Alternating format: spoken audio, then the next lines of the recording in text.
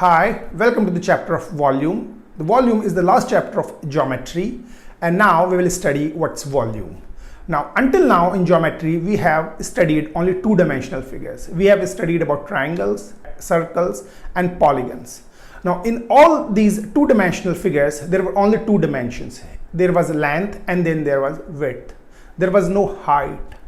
These were two-dimensional figures because they could be drawn on any XY plane of your choice. However, for three-dimensional figures, there are three dimensions. These three-dimensional figures cannot be drawn on XY plane. We have to draw them only on a three-dimensional coordinate system, that is XYZ system. So the volume is a property of only three-dimensional objects, not for two-dimensional objects. For two-dimensional objects, we find it out area, we find it out perimeter. Similarly, for three-dimensional objects, we find it out what's volume, what is surface area. For three-dimensional questions, we do not find it out what is its perimeter. So let's understand what is this volume means. Volume is a physical property, just like perimeter is, just like our area is. In the similar way, volume is also a physical property. Now, you all have seen that a circle is a two-dimensional figure. On the other hand, a sphere is a three-dimensional figure. Similarly, a square is a two-dimensional figure. However, a Rubik's cube is a three-dimensional figure. Rubik's cube is a three-dimensional figure because it has three different dimensions. It has a length, is at width, and at the same time, it also has a height. So that's why it is a three-dimensional figure. A brick is also a three-dimensional figure. Now, I myself am also a three-dimensional figure. Whatever we see in the nature is always three-dimensional. So let's understand what is volume that is related only to three-dimensional figures. Understand volume as water that a bucket can be filled up. Now, a bucket can be filled up of water, so this quantity of water is called volume. It's measured either in gallons or liters, and this is what a volume is. See that this volume is not like area. It is a separate physical quantity. It's called volume. Similarly, we fill up balloons. Now, the balloons we fill up with air. So the quantity of air that we fill up in a balloon is also volume of this balloon. So this is what means by volume. So you must now understand that volume is a physical property associated with only three-dimensional objects. For three-dimensional objects, there will be one length, then there will be width, and then there will also be a height. So the volume is something like water filled up in a bucket. Volume is like air that's filled up in a balloon. Volume is like the amount of metal of which a metal cube is made up of. So now let's study about some easy three-dimensional figures and their volumes. These three-dimensional figures are also called solids. Now, what is a regular solid? A regular solid is one for which its cross-sectional area is same throughout its height. So a Rubik's cube is our regular solid. So the volume of a regular solids can be find it out by simply equals to cross-sectional area multiplied by height. This cross-sectional area is same throughout the height. So for a Rubik's cube, for a simple cube, then the volume then shall become equals to s square multiplied by s equals to s cube. Here what was s? For a cube, both these three dimensions, that is length, width, and height, are of same measure equals to s. Now, what is volume of a rectangular block, which is also called a prism? Now, understand rectangular block something like a brick. Now, brick is also a regular solid. So for this regular solid, we can also find it out its volume through the formula that is equals to cross-sectional area multiplied by height. Now, its cross-sectional area can be L multiplied by W, and then if its height is h, then our volume shall turn out to be L multiplied by W multiplied by h. That is a product of all three dimensions. Now, similarly, for a right circular cylinder, its volume then shall be pi r square multiplied by h. Here pi r square is the area of the cross section throughout this height h. So this area multiplied by height h is pi r square h. Now, a simple cylinder, you can understand, is what a right circular cylinder is. Now, what is a volume of a cone? Now, for this cone, you can see that this is not a regular solid. It's not a regular solid because throughout its height, its cross-sectional area is not same. You can easily see that at the bottom point, area of the cross-sectional is pi r square. However, at the topmost point, the area is nothing but 0. So definitely along the height, its area is varying. So we cannot apply this formula, simply area multiplied by height h for the cone.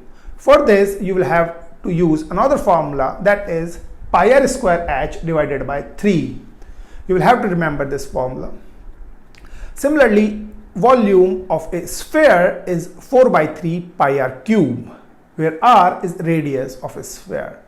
Though these formulas of volumes of these simple figures shall already be given to you in SAT, however, it will be easy if you can remember them. Your problem solving speed will increase exponentially if you already know what was the formula. So now let's understand what is surface area of a three-dimensional figure, a solid. Now, the surface area is in fact area of all the different surfaces of a three-dimensional figure.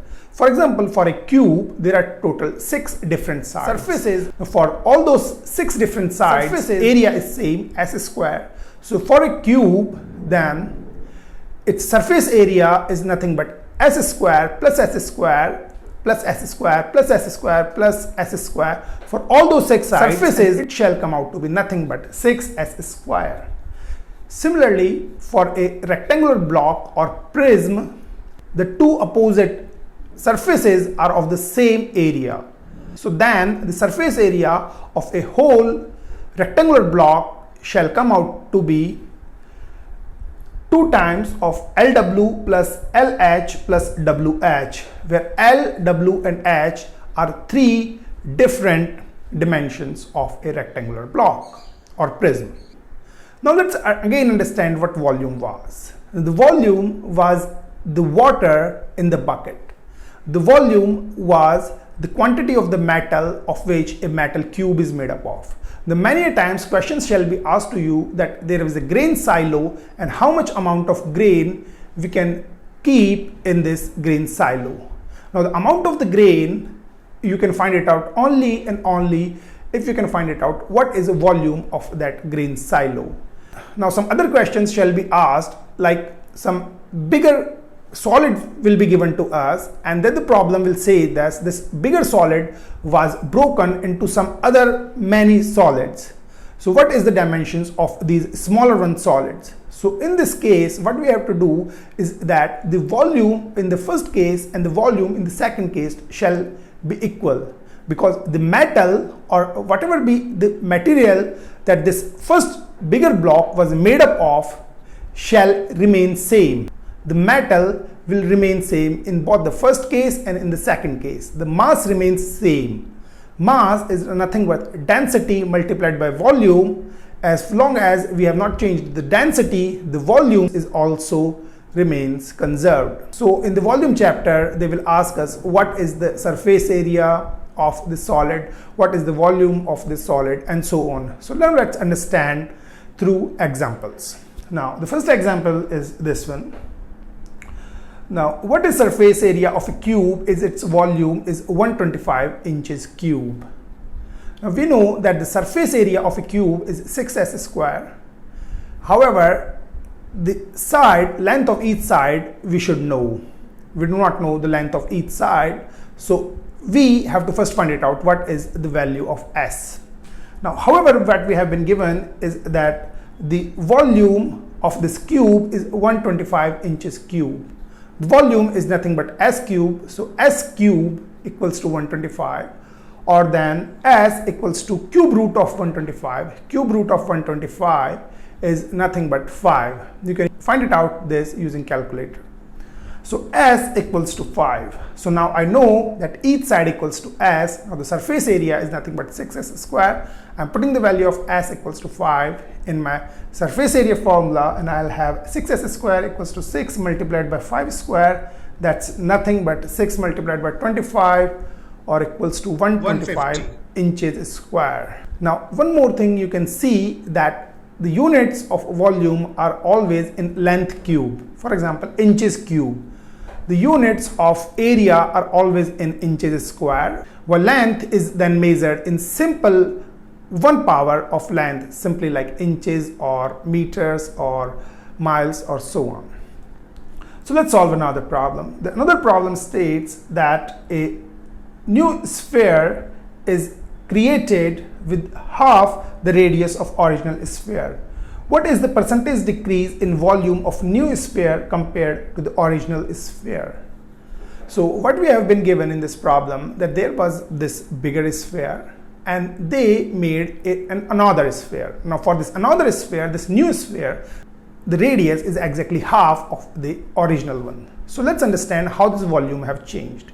Now say that the volume of the original one is V and radius of the original sphere is R. So the volume V for the original sphere equals to 4 by 3 pi r cube. That is simply I have written the formula. Now for the new sphere, its radius is now half, that is R by 2. Now so this new volume of this new sphere is 4 by 3 pi r by 2 raised to the power 3, because this radius now is r by 2. So I can write it as 4 by 3 pi r cube divided by 8. Now what is 4 by 3 pi r cube? 4 by 3 pi r cube is volume of original sphere equals to V. So now new volume I have is V by 8. So you see that when radius decreased from R to R by 2, volume decreased not from V to V by 2 but from V to V by 8. So now that you have reached up to this, now what you have to do is that you have to find it out what is percentage decrease. Now in the percentage chapter, I have already taught you that percentage change is defined as change divided by original value. Now change is nothing but final minus initial, and original, let me say, is initial. So percentage change is F minus I divided by I. F is final, I is initial.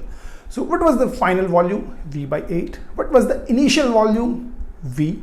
So I'm putting these figures into my formula of percentage change, and I have percentage change equals to final is V by 8. So V by 8 minus V divided by V.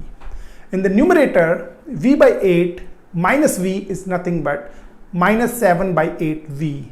So what I have is a percentage change equals to minus 7 by 8. Now there is one important thing that you must remember in the percentage chapter, that through this formula, the thing that we get is always in decimal format. So we will have to convert it into percentage format by multiplying it by 100. So what I'm going to do is that multiplying this answer percentage change to 100 to get answer in percentage forms. So minus 7 by 8 multiplied by 100 is nothing but minus 87.5%. So the percentage change was minus 87.5%. However, in the problem, percentage change was not asked. Problem, what was asked was percentage decrease. Now in the percentage decrease, the decrease word already has the negative sign imbued in it. So then the percentage decrease then shall be simply 87.5%. The percentage change was minus 87.5%, but percentage decrease was simply 87.5%. So you see that when the radius will decrease by 50%, the volume decreased exponentially to 87.5%. Now we have been given this cone, this half cut cone, and we have been told that what is the volume of this cone. Different dimensions also we have been given. So how do we solve this? We do not know the formula of a half cut cone. However, we can solve it something like this.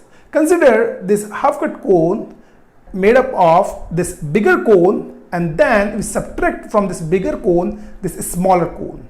So once we have this bigger cone's volume and then the volume of this smaller cone, our final answer, final volume of this original cone shall be volume of bigger cone minus volume of smaller cone. So let's find it out. What is volume of our this truncated cone? So the truncated cone the volume is, for the bigger cone, I can write 1 upon 3 pi r square h. I know the formula. Radius r is 3 units, height is 9.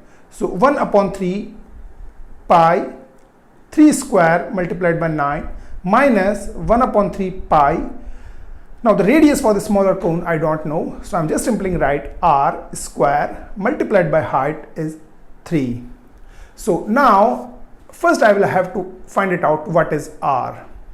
What is the radius of this smaller cone, the base of the smaller cone?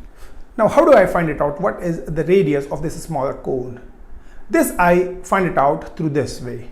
Now see that there are two right triangles in this figure we can see. This one is the bigger right triangle, and then this one here is the smaller right triangles. These two right triangles are also similar triangles. Why is that so? This angle here is same for both of these two triangles, hence its measure is same. This angle here is 90 degrees for both of them, so this is also same. Then the remaining angle is also same. If the two angles are same, then the third angle is also same. So I can say that these two right triangles are similar right triangles. Now once I know that these two triangles are similar triangles, I can apply the sides formula. The sides are proportional to each other. So I can write then for the bigger triangle, the ratio of two sides is 3 divided by 9 is same as for the smaller right triangle equals to r by 3. So now I can solve this and I'll have r equals to 1 units. So now I know that r equals to 1 units. I can put the value of r back into my original equation, equation 1, if you can say so, and then we can find it out what is volume of this truncated cone. You're going to do this your own. This is not difficult, so do it your own. You will get the right answer. Now let's solve the another problem. So the next problem states that a metal cube with each side equals to 10 units is melted out to form x number of smaller cubes with each side equals to 2 units. Now what is the value of x? Now in this case, what we have been given is that initially there was this big cube, and then there were x number of smaller cubes were formed. So the volume in both the two cases shall remain same. In fact, the mass remains same in both the two cases. The formula of mass in physics you will read is density multiplied by volume. Now the density of the two metals in the case 1 and the case 2 is same, and hence our volumes 2 should be in case 1 equals to volume in second case. Now what was the volume in the first case? The volume in the first case is nothing but s cube. S is 10, so 10 cube equals to x number of cubes. So x multiplied by 2 raised to the power 3. 2 raised to the power 3 is volume of one smaller cube. X is the number of such cubes, such smaller cubes. So now this is an easy equation you can solve. What we have is 1000 equals to x multiplied by 8, or x equals to 125. So that's how you can solve problems on volumes. So that's all about volumes. So the volumes is in fact not a difficult chapter from the perspective of SAT math. All you have to do is that you have to correctly apply the formula of different volumes of different solids, and always remember that what is the conceptual meaning of volume. Once that is clear to you, you can always solve all problems of volumes. Okay, thank you.